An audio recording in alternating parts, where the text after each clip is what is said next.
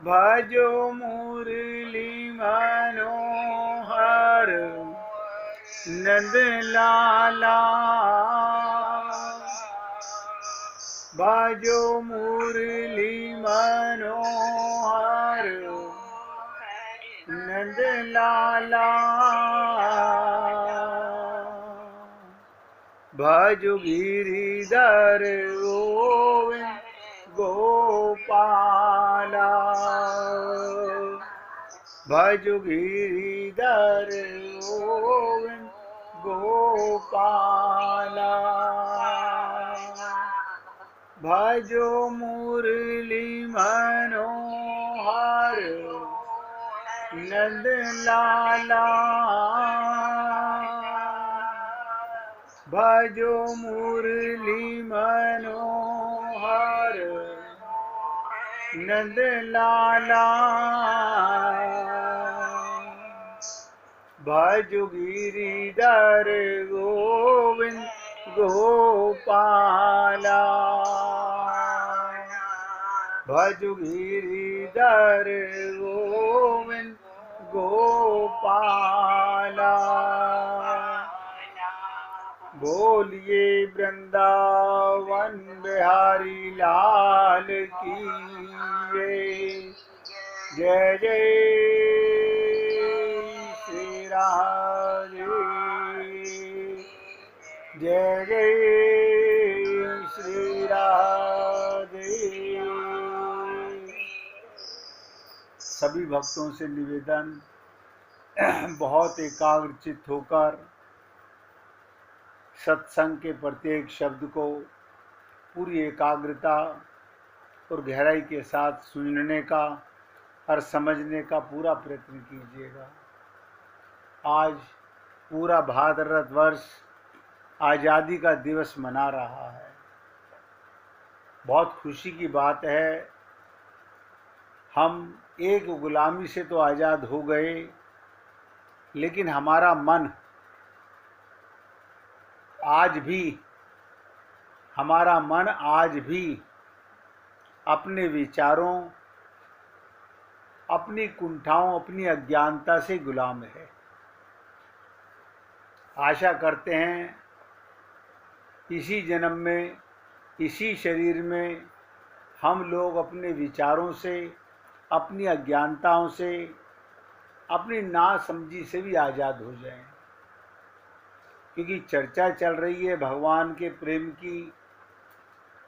मैंने आपसे अब तक निवेदन किया कि उद्धव और भगवान के पिता नंद बाबा, शिष्टाचार बहुत हो चुका। नंद बाबा ने उद्धव जी से वसुदेव जी के विषय में, देवकी के विषय में और राजा उग्रसेन के विषय में और पूरे परिवार के राजकोष के बारे में, कंस के मारे जाने की भी ये सब चर्चाएं कर ली। लेकिन हृदय में एक पीड़ा थी। शिष्टाचार ज़्यादा देर रहा नहीं जाता है। उसके बाद व्यक्ति को अपने हृदय की बात कब तक छुपाओगे?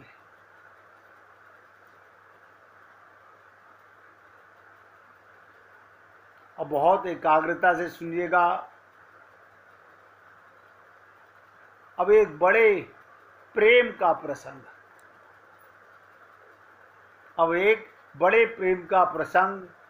हृदय को पिघलाने वाला, हृदय को द्रवित करने वाली प्रसंग।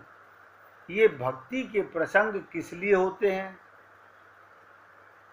ये दिल को गलाने के लिए होते हैं। जब जब भी आपके साथ में कोई भगवान के प्रेम की लीला सुनाई जाती है, हमारा हृदय, हमारा दिल पत्थर का हो चुका है। हम बाहर के लिए तो बहुत जल्दी पिघल जाते हैं। जिसके लिए मनुष्य शरीर मिला, उसके प्रेम के लिए आप और हम लोग पिघलते नहीं। तो दिल को अपना सख्त हो गया, ये मेरा करके पकड़े रहो।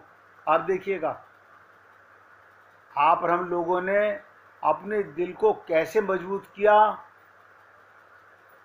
संसार की प्रत्येक वस्तु को, इस शरीर को ये मेरा करके पकड़े रहो, छोड़ो मत। तो भक्ति की बात जब करते हैं तो एक बार दिल तो पिघलता है। एक एक शब्द पे ध्यान दीजिएगा। हमारे विचार हमारे को चोट तो लगती है। जैसे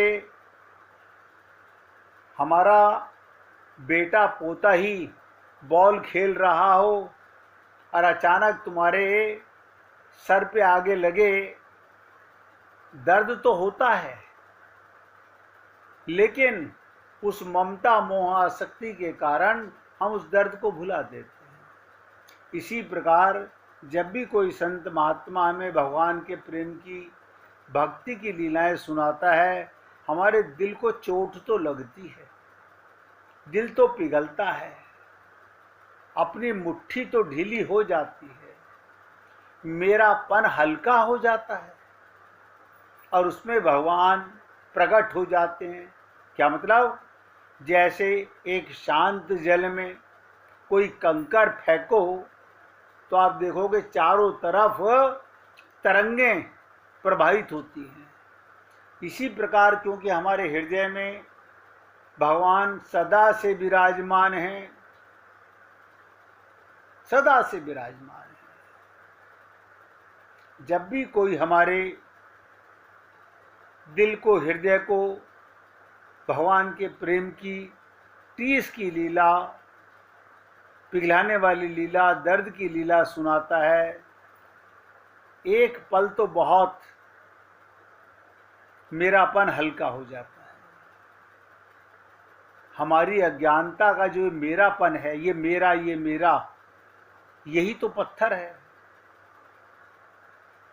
हमको और आपको सबको पता है, जिस चीज को मैं कहता हूं ये मेरा है नहीं, माना हुआ है, और एक दिन ये सबको पूरा मालूम है ये रहेगा भी नहीं। तो जैसे ही मेरापन हल्का होता है, उसमें भगवान प्रकट हो जाते हैं।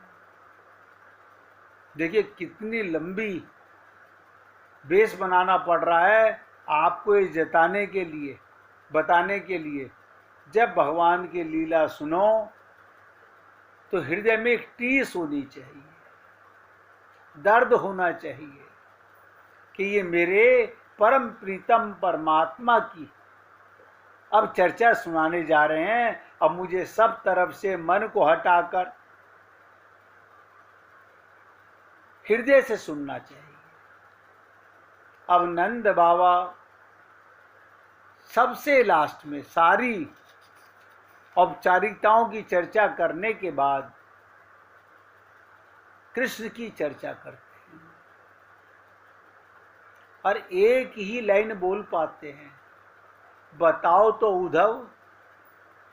बस इतना कहना आंखों में नंद बाबा के आंसू ले आता है और उद्धव के भी आंखों में आंसू आ जाते हैं। क्या मतलब? कितनी कमाल के शब्द होंगे कि नंद बाबा ने उद्धव से सिर्फ इतना कहा कि कृष्ण कभी हम लोगों की याद करता है, कृष्ण कभी हम लोगों की याद करता है। इतना कहते कहते नंद बाबा की आंखों में आंसू आने लगे और वहीं यशोदा मैया एक पालने का सहारा लेकर बैठी हुई हैं, उनकी आंखों में भी आंसू आ गए और उद्धव जी का हृदय द्रवित हो गया कि जिनका पैगाम लेकर, जिनकी चिट्ठियां लेकर मैं इनके पास आया हूं और आज इन बूढ़े माँ बाप ने कितने नम्र शब्दों में कहा कि कृष्ण कभी हम लोगों की भी याद करता है। ऐसा क्यों कहा? क्योंकि जानते हैं जैसे आप और हम लोग माया के संसार में अपने आप को और अपने प्रीतम परमात्मा को भूल गए हैं, तो नंद बाबा को भी लगा इतना बड़ा राज्य है, उनके बहुत शत्रु हैं, यहाँ तो सब अनपढ़ ग्वाल बाल थे, गोपियाँ थी, अब वो हमारा कृष्ण राजघराने में चला गया है। जैसे आप और हम लोग माया का प्रभाव पड़ने पर अपने आप को भूल जाते हैं, और यहाँ नंद बाबा ने शुरुआत की, क्या कृष्ण कभी हमको याद करता है? तो देखिएगा, नंद बाबा और यशोदा की आंखों में आंसू आ गए और उद्धव जी का हृदय द्रवित हो गया। क्या सोच रहे हैं, क्या बोल रहे हैं नंद बाबा, क्या बोल रहे हैं नंद बाबा? आप सोचिए कितनी विचित्र लीला है, कितनी विचित्र लीला है। पूरी एकाग्रता के साथ सुनिएगा। ये दर्द भरी बातें, ये प्रेम भरी बातें जो मैंने आपसे निवेदन की। आज देश आज़ादी का दिवस मना रहा है, हमारा मन भी कभी अपनी अज्ञानता से आज़ाद हो पाएगा। तो नंद बाबा का इतनी कहना कि क्या कृष्ण कभी हमें याद करता है, बस कह करके नंद बाबा रोने लगे, यशोदा मैया रोने लगी और उद्धव जी का हृदय द्रवित हो गया।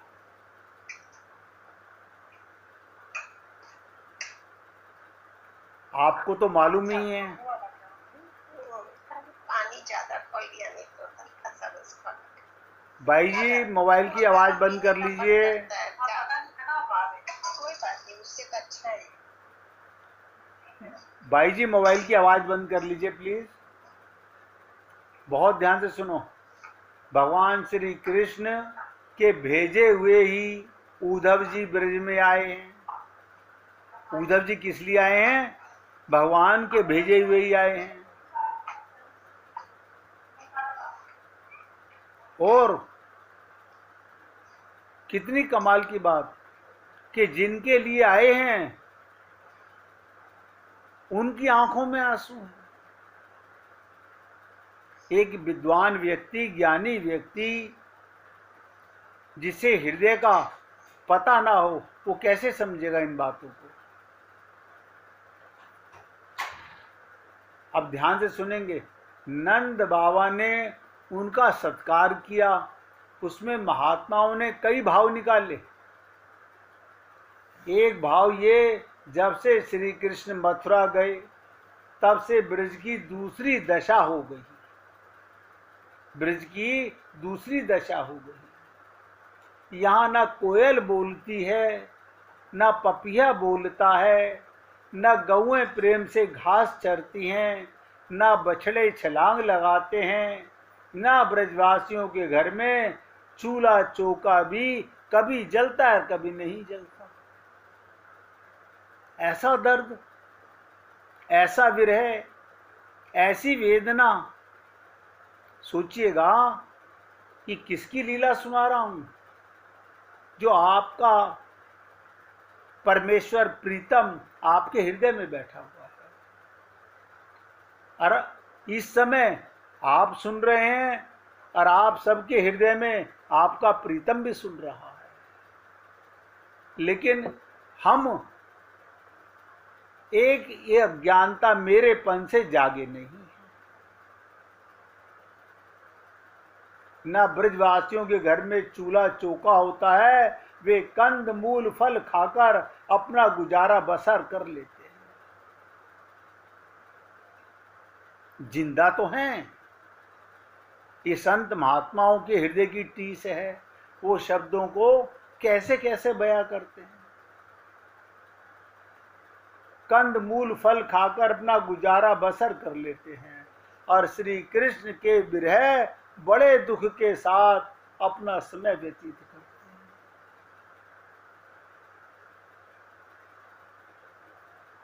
आज के दिन मैंने ये लीला क्यों सुनाई कि मैंने कहा ना शुरू में, हमारा देश तो आजाद हो गया, हम गुलामी से तो आजाद हो गए, लेकिन मन की गुलामी से हम अभी तक आजाद नहीं हैं।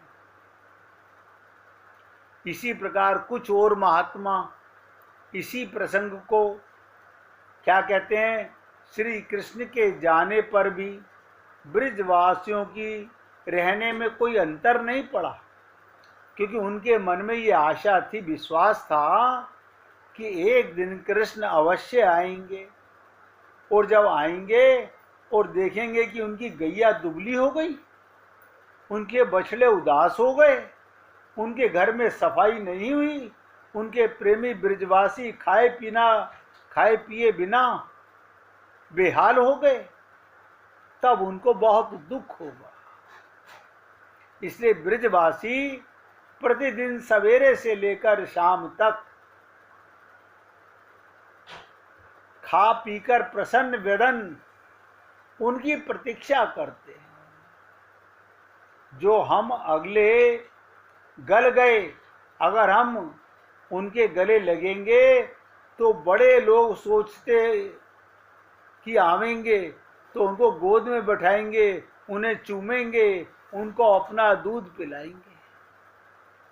यानी हर संत महात्मा एक ही प्रसंग को अपने अपने हृदय की पीड़ा की वेदना से ही व्यक्त करेगा। मैं जो आपके सामने निवेदन कर रहा हूँ, आप भी कभी किसी को लीला सुनाओगे तो आपके हृदय में जो दर्द होगा, आप उसी तरह से अपनी वेदना को व्यक्त करेंगे। तो जिस दिन उद्धव जी ब्रज में आए, उस दिन भी दो तरह का वर्णन हमारे महापुरुषों ने किया। एक तो ये कि श्री कृष्ण ने उस दिन ब्रज में, भगवान श्री कृष्ण ने उस दिन ब्रज में ऐसी लीला का प्रकाश कर दिया कि उद्धव जी को सर्वत्र संयोग लीला का रस दिखाई पड़े। ये भगवान की योग माया की शक्ति का कमाल है। भगवान ने ब्रज में ऐसी लीला का प्रकाश कर डाला कि उद्धव जी को सर्वत्र संयोग लीला का रस दिखाई पड़े। केवल नंद बाबा के घर उन्होंने वियोग लीला का प्रकाश किया। सबसे बड़ी टीस कहां पर दिखी, क्योंकि सबसे पहले आए ही नंद बाबा यशोदा के पास हैं। तो दर्द ध्यान सुनिएगा, वियोग की लीला। और कैसी लीला के अतिथि उद्धव के सामने दोनों माता पिता आंखों से आंसू बहाने लगे। ब्रज तो दिव्य चिन्मय भाव है, वहां तो कृष्ण के संकल्प के अनुसार ही सब कुछ होता है। वहां के वृक्षों की हरियाली उनकी अपनी हरियाली नहीं, ये कृष्ण का संकल्प है। वहां के वृक्षों में जो पुष्प हैं वो साधारण पुष्प नहीं है, श्री कृष्ण के संकल्प हैं। वहां के पक्षियों का कलरव, उनकी लीलाएं श्री कृष्ण का लीला विलास है। तो उद्धव जी के सामने सर्वत्र श्री कृष्ण ने मिलन रस प्रकट कर दिया कि यहाँ पूरा वृंदावन भगवान के मिलन से ही अपना जीवन यापन करता है। केवल मैंने आपको कहा था कि वेदना की बात ये किस लिए कहा गया, हमारे हृदय में अभी तक वो टीस नहीं है। केवल नंद बाबा के महल में विरह का रस, वियोग का रस प्रकट किया गया। और इसी बात को देखो, मैं अलग अलग महात्माओं के, मैं अपने मुख से बोल रहा हूं, लेकिन मेरे हृदय में भी किसी न किसी संत महात्मा की कृपा से ये वेदना के बातें आई होंगी। मैं अपने आप को ना ज्ञानी मानता हूं ना भक्त मानता हूं, मैं तो केवल सेवक मानता हूं। कई महात्मा कहते हैं कि नंद बाबा ने जब देखा कि मथुरा से उद्धव जी आए हैं तो उनके मन में संकल्प हुआ कि सारे ब्रजवासी तो भूखे प्यासे कंद मूल फल खाकर गुजारा करते हैं, सबके मुंह में कृष्ण कृष्ण कृष्ण नाम है। कैसे मतलब नाम कैसे? मुख से बोलते नहीं, अजपा जाप हो रहा है, सांसों में कृष्ण का जाप होता है, उनकी याद का होना, जिसे आप लोग गाते हो ना कि सुमिरन कर ले मना। इसी प्रकार सारे ब्रजवासियों के हृदय में सांसों में कृष्ण नाम पिरोया हुआ है, सब व्याकुल हैं। तो उद्धव जी यदि आज भूखे रह जाएंगे तो देखिएगा कैसे कैसे भाव हैं कि नंद बाबा ने सोचा अगर उद्धव जी भी भोजन भूखे रह गए, नहीं कर पाए तो ठीक नहीं रहेगा।